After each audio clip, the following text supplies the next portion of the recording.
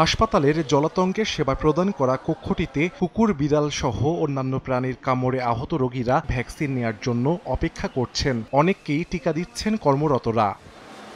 যশোর সরকারি জেনারেল হাসপাতালে বিনামূল্যে মিলছে না জলাতঙ্কের ভ্যাকসিন। রোগীরা বলছেন দীর্ঘদিন ধরে এই হাসপাতালে পাওয়া যাচ্ছে না চাহিদা অনুযায়ী ভ্যাকসিন। বাইরের ফার্মেসি থেকে টিকা সংগ্রহ করে এনে দিলেই তা পুশ করছেন সেবিকারা। এ কারণে প্রতিদিন শতাধিক রোগী এ সেবা নিতে এসে ভোগান্তির শিকার হচ্ছেন। জরুরি ও ব্যয়বহুল টিকার সরবরাহ বাড়ানোর দাবি তাদের। এসে দেখে এখানে ভ্যাকসিন নাই। আমাদের বলছে যে প্রতি 4 জন করে একটা ভ্যাকসিন, যেখানে একটা ভ্যাকসিনের দাম 500 টাকা আপ পড়তেছে। ওরা বলছে আমাদের এখানে নেই, আমরা জানি না। কিনে দিতে হয়েছে প্রথম ডোজ, সামনে আরো 2 ডোজ আমাদের দিতে হবে কিনে, ডাক্তার সাহেবরা বললেন। হাজার হাজার রোগী এসে ফিরে যাচ্ছে, অথবা তাদের নিজের টাকা থেকে টাকা দিয়ে ভ্যাকসিন কিনে সেবা নিতে হচ্ছে।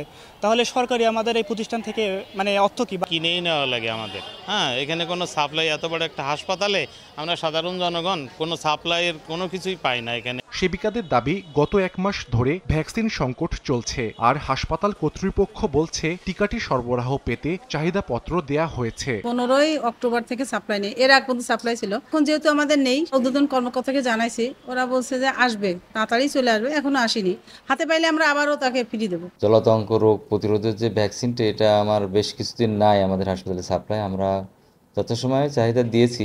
হাসপাতাল কর্তৃপক্ষের দেয়া তথ্য মতে প্রতি মাসে প্রায় 2,500 রোগী জলাতঙ্ক রোগের চিকিৎসা নিতে আসেন। এর বিপরীতে প্রতি মাসে 250 ভায়াল ভ্যাকসিন পাওয়া যায়, যা দিয়ে 1000 রোগীর সেবা দেয়া সম্ভব হয়। সময় সংবাদ, যশোর।